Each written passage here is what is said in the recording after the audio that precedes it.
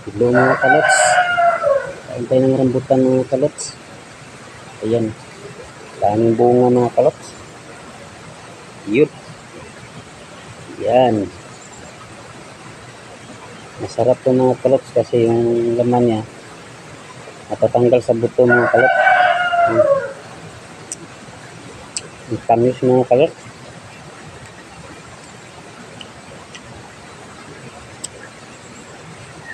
Daming hinog mga kalots. Natatanggal yung laman niya mga kalots sa buto. Ito yung masarap na rambutan mga kalots. Kain tayo mga kalots. Sarap.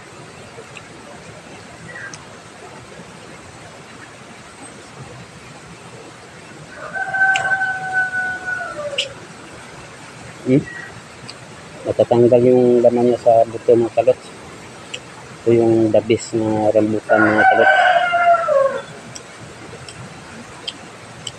So ayan mga kalots, ganito na yung pag-vlog ko mga kalots. Maraming salamat sa inyong pagpanood.